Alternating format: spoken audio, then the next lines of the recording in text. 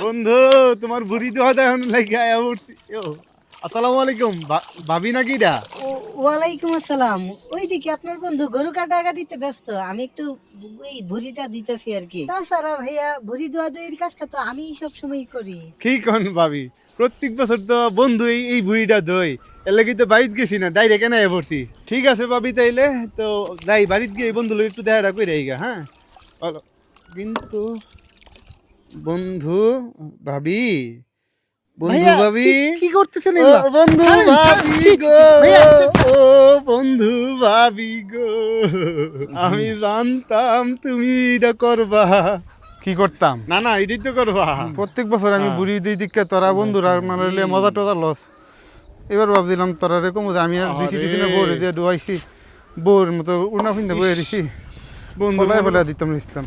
বন্ধুর মনে তোরা কত দিয়ে কষ্ট। দিয়ে লাইছে আমার হালার করে হালারা গরও জ্বালা বাইরেও জ্বালা। বউরা তো মাইর খাম তোরা তো মাইর খাম। আরে বউয়ের জ্বালা। হ্যাঁ। না না, তোরার কাম নাই ভাই, গরু কাটা আছে না, না। মানুষের বিচার বন্ধু, বেড়া আমি তোরা তোমার পক্ষের লোক। মানুষের ঘরে ঠিক আগুন তো না লাগা বন্ধু? তোরা তো বন্ধু না Sorry, sorry, sorry, sorry, বন্ধু বাবা, তুই আমার